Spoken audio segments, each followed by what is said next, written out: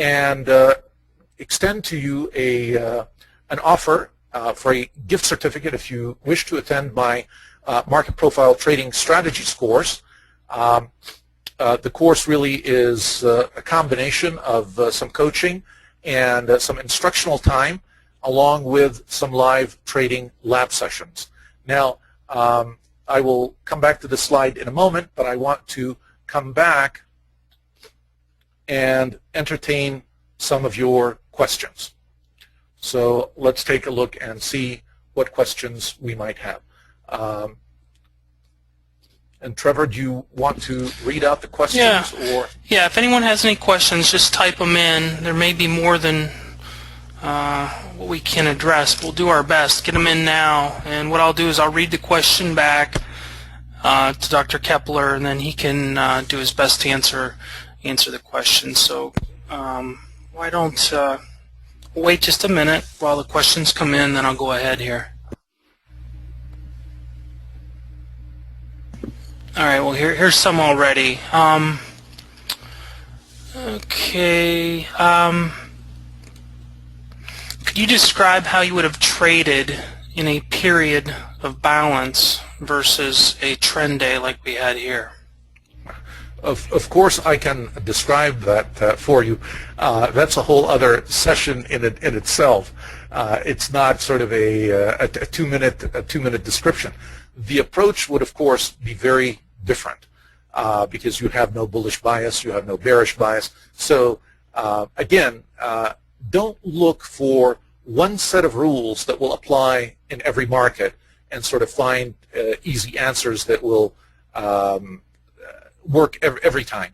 What you need to do is really understand the fundamental concepts and then learn to apply them in the various contexts that the market will present for you, rather than sort of trying to always find just one style or one way to trade. All right. How soon can you tell that a profile is going to be unbalanced? That's actually a good question.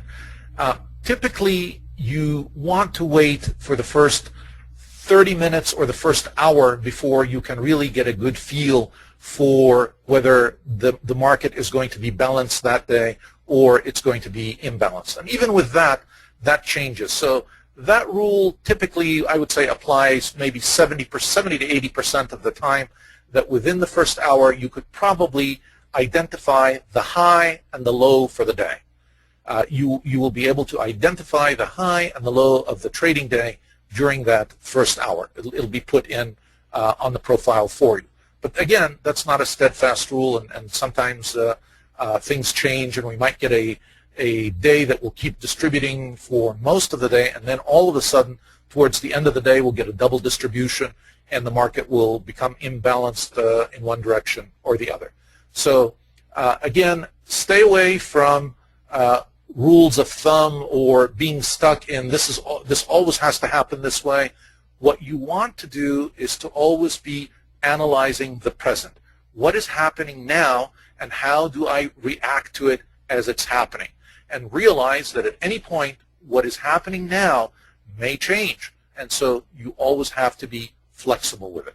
Don't always be sort of stuck with your plan and so committed to it that you lose the flexibility of being able to maneuver with the changes in the market as they occur. The beauty of the profile is allowing you to really see exactly what is happening in the market as it happens. When we looked at that picture of the candlesticks, let me go back a little bit and show you that slide. Okay, take a look at these candlesticks here. These candlesticks, even though they do give us some valuable information, they really don't give us the valuable information till the end of the day, till the candlestick is complete. And here's where the major difference is between looking at a candlestick for the day and looking at the profile. The profile is telling you what is happening precisely right now at any point inside that candle.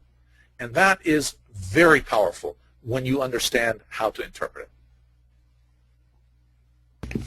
All right, here's a good question. Very early on, one of the questions was, you said balance equals uncertainty. Can you relate that to fair price? And also, I know a lot of people think balance, they don't see balance as uncertainty. They maybe see it as certainty. So, okay, let me elaborate on that a little bit. It is a question of perspective.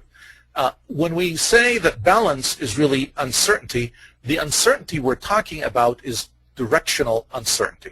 We really don't have prices moving in a very powerful direction one way or the other. That's the uncertainty that we're talking about. Now, do we know where the fair price is? Absolutely. And do we see that there's a certainty, if you will, of trading and a rotation around that price? Yes, if that's the certainty you're looking for, then yes, by your definition, that would work. However, if the certainty that we're looking for is a directional movement certainty, it does not exist in a balanced market. It does not exist when we are distributing or rotating around a fair price. The only time we can really see a directional move clearly on the profile is when we have an imbalanced market. I hope that helps clarify that nomenclature for you. Okay. Here's a good question between the relationship between the POC and the volume POC. The question is, if the POC is above the volume POC, does that signal a short bias, in your opinion? All right. The relationship between volume and price is always a very important relationship.